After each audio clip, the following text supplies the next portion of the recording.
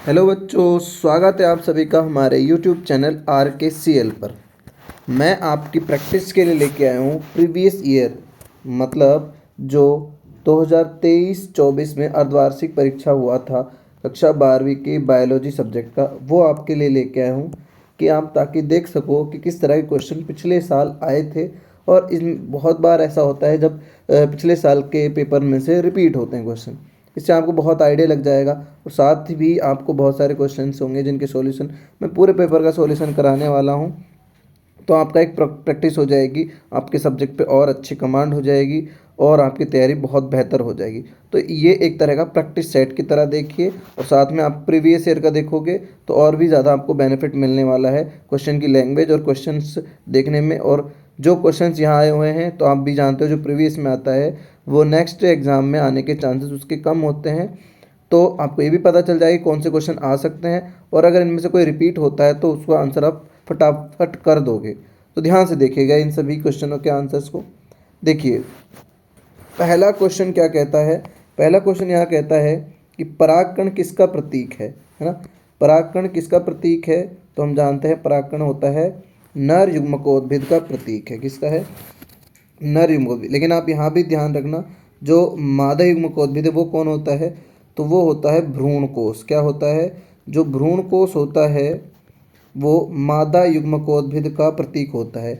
नर युग्मकोद्भिद मादा युग्मकोद्भिद क्या होते हैं? जो युग्मकों का निर्माण करते हैं। हम जानते हैं कि जो परागकण होता है ये दो नर युग्मकों का निर्माण करता है। किनका निर्माण करता है? दो नर युग्मकों का निर्माण करता है। जबकि जो भ्रूण कोश होता है इसमें एक मादा युग्मक होता है। क्या होता है? मादा युग्मक होता है। और वो मादा युग्मक क्या होता है? वो होता है अंड कोशिका। क्या होती है वो? अंड कोशिका होती है जो मादा युग्मक का कार्य करती है। ठीक है, यहाँ इस तरह से आप इसको देख सकते हो। बहुत ही अच्छा क्वेश्चन था, कॉन्सेप्ट वाला क्वेश्चन था ये। ठीक है, फिर देखते हैं नेक्स्ट क्वेश्चन क्या है। नेक्स्ट क्वेश्चन है कि सिफिलिस रोग का रोगजनक क्या है तो इसका आंसर हो जाता है ट्रिपोनिमा पैलिडम। क्या हो जाता है? Treponema pallidum. तो ये क्या है? एक सेक्सुअल डिजीज है, मतलब ये लैंगिक रोग है। क्या है? लैंगिक रोग है। याद रखना लैंगिक रोग को वेनेरल डिजीज भी कह देते हैं। वेनेरल डिजीज भी इनको हम कह देते हैं सेक्सुअल को। और ये जो सभी यहाँ आपको एग्जांपल में दिए हुए हैं ट्राइकोडर्मा वेजाइनलिस या HPV मानव पेपिलोमा वायरस या गोनेरिया के लिए नेसेरिया गोनेरिया, ये सब जीवाणु वाले हैं, ये सभी दिए हुए हैं। ठीक है, इनको भी ध्यान से देख जाइएगा। ये आपके थर्ड चैप्टर से आया हुआ क्वेश्चन है। फिर देखिए यहाँ है मेंडल के नियम का अपवाद इनमें से कौन सा है। तो स्वतंत्र अपव्यय का नियम भी मेंडल ने दिया है, पृथक्करण का भी, प्रभाविता भी। लेकिन जो सहलग्नता है ये TH मॉर्गन, याद रखना कौन था ये? TH मॉर्गन जो साइंटिस्ट थे उन्होंने इनका इस शब्द का यूज किया था। उन्होंने इस सिद्धांत दिया था, वंशागति का सहलग्नता का सिद्धांत दिया था। ये किसका है? मेंडल का अपवाद हो जाएगा। ठीक है, ये आंसर हो जाएगा। उसके बाद देखते हैं, फिर देखिए नेक्स्ट क्वेश्चन क्या है।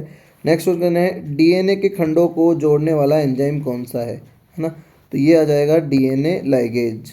DNA लाइगेज क्या करता है? ये एंजाइम करता है DNA को जोड़ने का काम। जबकि जो एंडोन्यूक्लियेज है ये क्या करता है? इसको हम आणविक कैंची भी कहते हैं। क्या कहते हैं? आणविक कैंची भी कहते हैं, मोलिकुलर सीजर। ठीक है, आणविक कैंची भी क्यों कहते हैं? क्योंकि ये क्या करता है? DNA खंडों को काटता है। DNA खंडों को बीच में से काटता है। याद रखना DNA खंडों को काटता है। ठीक है, बाकी DNA polymerase first, DNA polymerase second, है ना। ये RNA का निर्माण करते हैं, अलग अलग RNA का निर्माण करते हैं। जैसे कि DNA पॉलीमरेज फर्स्ट जो है वो यहाँ पर जनरली तो DNA पॉलीमरेज फर्स्ट और थर्ड ये क्या करेंगे? ये यहाँ पर प्रतिकृति करने में काम करेंगे। सॉरी, RNA में निर्माण में नहीं करेंगे, वो RNA पॉलीमरेज होते हैं। फिर देखिए प्राकृतिक वर्ण का सिद्धांत प्रतिपादित किसने किया था? तो डार्विन ने किस किया था? इसी ने प्राकृतिक वर्ण का सिद्धांत यहाँ पर दिया था। लेमार्क ने उपार्जित लक्षणों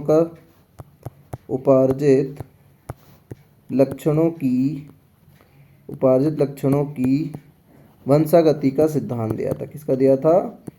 उपार्जित लक्षणों की वंशागति का। ठीक है, ये वेलस वीजमान ने जनन द्रव्य के बारे में कहा था और वेलस ने वहाँ पर संख्या के बारे में कहा था, ठीक है, जीवों की संख्या को। फिर देखिए क्वेश्चन है विडाल टेस्ट। विडाल टेस्ट किसकी पहचान की जाती है? तो हम जानते हैं विडाल टेस्ट से मलेरिया की पहचान की जाती है, जबकि HIV एड्स की किससे की जाती है? तो इससे एलाइजा की जाती है। याद रखना, हो सकता है इस बार एलाइजा आ जाए, इसलिए थोड़ा सा ध्यान रखना। फिर देखिए यहाँ पर है गोबर गैस में सबसे अधिक मात्रा किसकी होती है? सबसे अधिक मात्रा मीथेन की होती है। किसकी होती है? सबसे अधिक मात्रा मीथेन भी होती है, बाकी इसमें और भी गैसें होती हैं। फिर देखिए याद रखना, गोबर गैस का संगठन पूछा जाता है। प्लाज्मिड एक है। प्लाज्मिड क्या होता है? प्लाज्मिड होता है जीवाणु कोशिका में अतिरिक्त गुणसूत्रीय DNA। क्या होता है?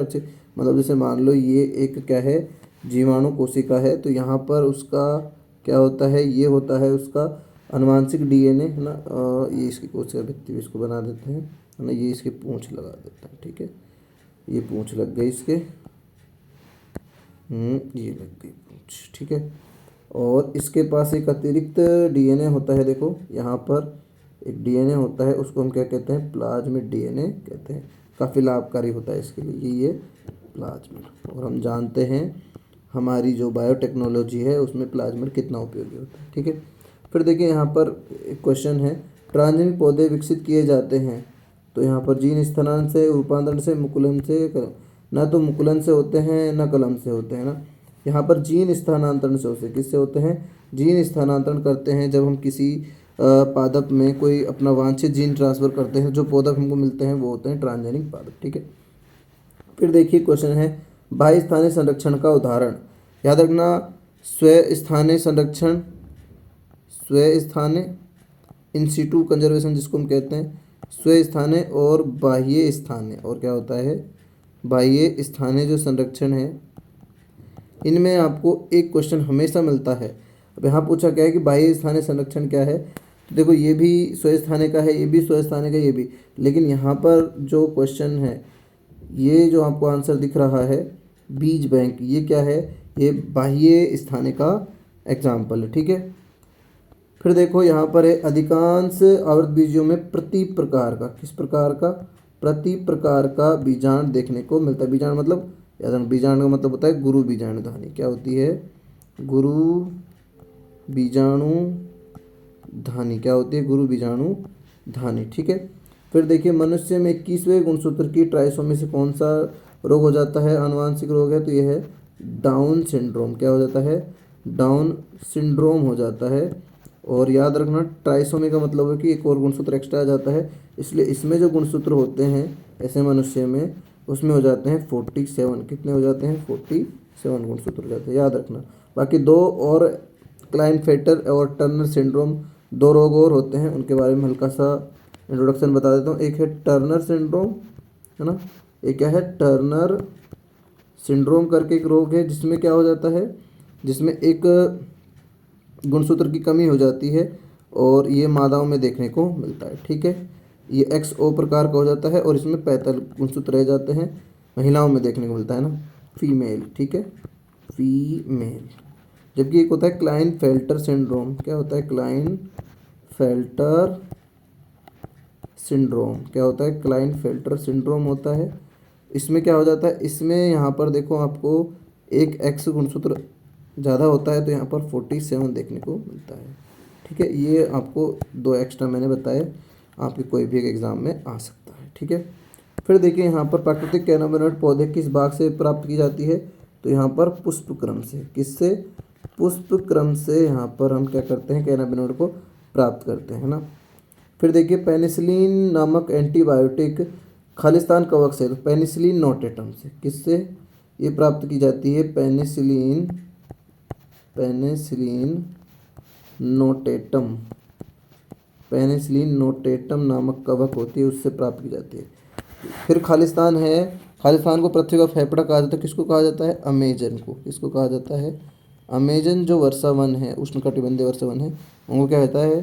पृथ्वी का फेफड़ा कहा जाता है। फिर देखिए यहाँ पर एक प्रारूप पुष्प के लंबवत काट का आयकीय चित्र बना, उसके विभिन्न भागों को बताना है ना। तो आपको यहाँ पर ये एक डायग्राम आपको देखो यहाँ पर बनाना है, इस तरह से आप ये बना सकते हो, ठीक है।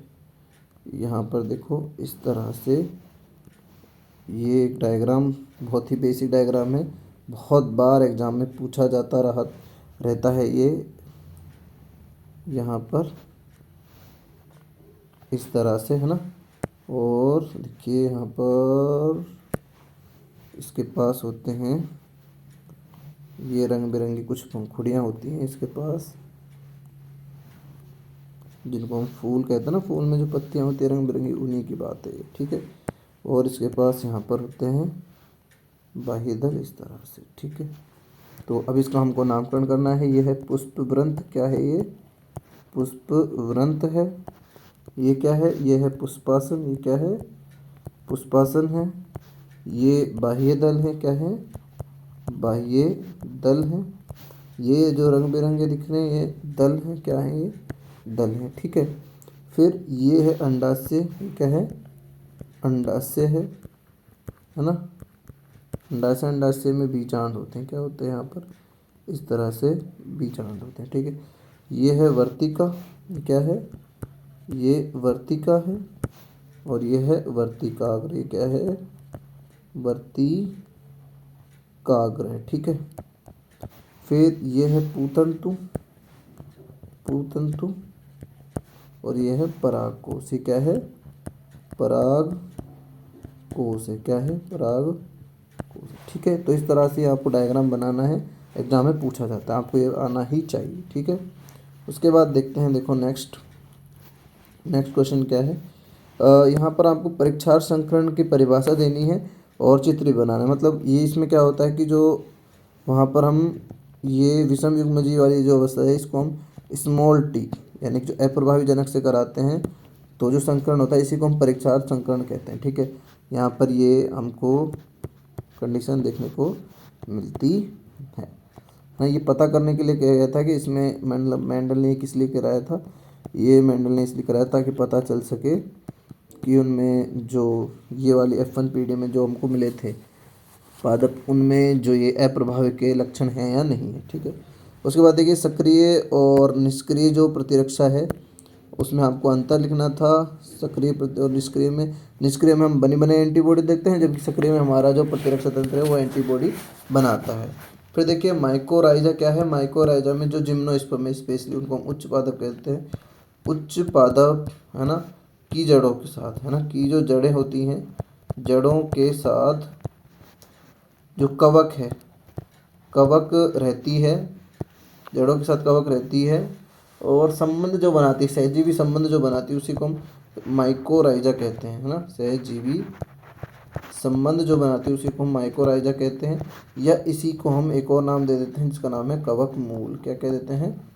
कवक मूल भी कह देते हैं। इसका प्रमुख लाभ क्या है कि जो ये माइकोराइजा में कवक है ये पादपों को जल और खनिज लवणों के अवशोषण में सहायता करती है। फिर देखिए एक क्वेश्चन आपके सामने है जिसका नाम है पीसीआर क्या है ना। तो आपको पीसीआर के बारे में पता होना चाहिए कि पीसीआर क्या है। पॉलीमरेज चेन रिएक्शन है, फुल फॉर्म दी हुई है। इसके बारे में बताया था कैरी मूलस ने। किसने बताया था? कैरी मूलस नामक साइंटिस्ट थे, उन्होंने बताया था, कैरी मूलस, ठीक है। इन्होंने में क्या कहा था? इन्होंने इसमें टैग डीएनए पॉलीमरेज यूज किया था। ये खास बात है इसकी, टैग डीएनए पॉलीमरेज एंजाइम यहाँ यूज किया था, है ना। और ये जो टैग डीएनए पॉलीमरेज है ये थर्मस एक्वाटिकस नामक जीवाणु से निकाला गया था, है ना। एक्वाटिकस से, जो कि 90 डिग्री तक क्रियाशील या 100 डिग्री तक क्रियाशील रह सकता है, जबकि जो 72 डिग्री सेल्सियस टेम्परेचर है उसमें सर्वाधिक क्रियाशील होता है। पीसीआर का काम क्या है? पीसीआर का काम होता है जीन की जो संख्या है बढ़ाना, या जीन में का प्रवर्धन, आवर्धन भी कह सकते हैं ना, आवर्धन है ना। मतलब इसकी जीन की संख्या को बढ़ाना। जो भी कोई छोटा सा जीन डालो, इसकी काफ़ी सारी संख्या, हम अरबों संख्या कुछ ही सेकंडों में प्राप्त कर सकते हैं। किससे?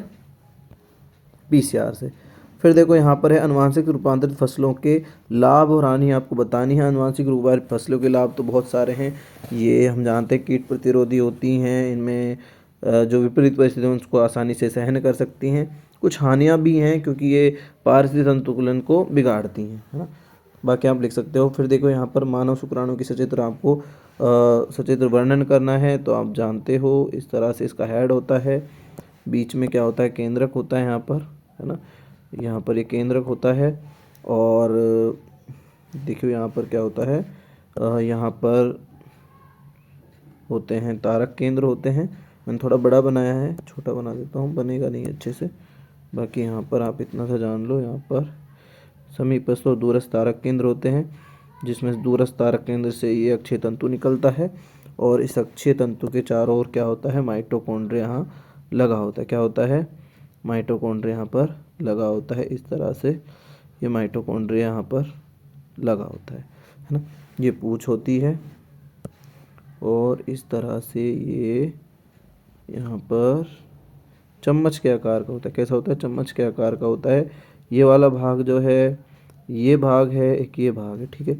तो ये जो भाग है ये सिर वाला भाग है पूंछ का, जिसमें ये एक्रोसोम है, ये क्या है, एक्रोसोम है, ये केंद्रक है, ठीक है। सिर वाला भाग हो गया। बीच में जो ये ग्रीवा भाग है जहाँ पर हमको समीपस्थ और दूरस्थ तारक केंद्र देखने को मिलते हैं। फिर ये मध्य भाग है जहाँ पर हमको क्या देखने मिलेगा, माइटोकॉन्ड्रिया और उस पर आवरण देखने को मिलेगा। ये पूंछ है, क्या है, ये पूंछ है। तो ये इस तरह की डायग्राम है जो कि इस बार आपको कहाँ देखने को मिलता, आपके बोर्ड एग्जाम में भी देखने को मिला था। तो ये आपको पता होना चाहिए। आवर्त चक्र का जो अवस्था है उनका डायग्राम आपको बनाना है, मतलब वो कुछ इस तरह का डायग्राम आपको बनाना है जहाँ आपको अलग अलग अवस्थाएं दिखानी है कि कौन सी अवस्था में क्या होता है, ठीक है। फिर एक है अंगुली छाप यानी डीएनए फिंगर प्रिंटिंग, क्या है, इसकी उपयोगिता पर प्रकाश डालिए। तो डीएनए फिंगर प्रिंटिंग के बारे में बता सकते हैं, है ना। और इसका उपयोग तो आप जानते ही हो। अनुवांशिक कोड क्या है, जेनेटिक कोड क्या है, गैमो नामक साइंटिस्ट ने इनके बारे में बताया था। ये त्रिक होते हैं, इनकी विशेषताएं आपको लिखनी है कि कॉमा रहित होते हैं। एक जो कोड होता है अनुवांशिक कोड, वो किसी एक ही अमीनो अम्ल को कोड करता है, एक से ज़्यादा को कोड नहीं करता, जबकि एक अमीनो अम्ल को एक से ज़्यादा अनुवांशिक कोड करते हैं। काफ़ी सारी विशेषताएं, कोड सार्वत्रिक होते हैं, आप सभी लिख सकते हो, ठीक है। फिर एक यहाँ पर है निम्नलिखित परिभाषित कीजिए एक का उदाहरण।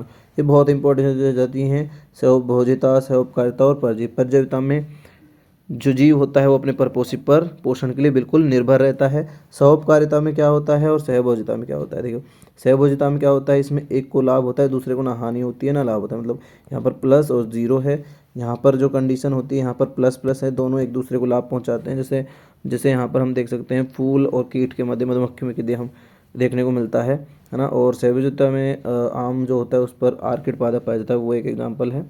और परजीवी में तो जैसे कि प्लाज्मोडियम यहाँ पर एग्जाम्पल है, प्लाज्मोडियम, है ना। और ये हमारे ऊपर यानी मनुष्य के ऊपर क्या है, परजीवी रहता है। काफ़ी सारे एग्जाम्पल्स हैं, एग्जाम्पल के द्वारा आप बता सकते हो, ठीक है।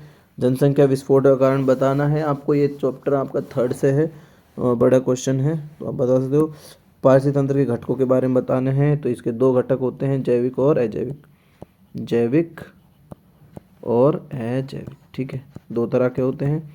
अजैविक में आप बता सकते हो ताप, मृदा, जल, सूर्य मतलब प्रकाश, वायु वगैरह, ये बता सकते हो। और जो जैविक घटक हैं उसमें आपको 3 मिलेंगे, उत्पादक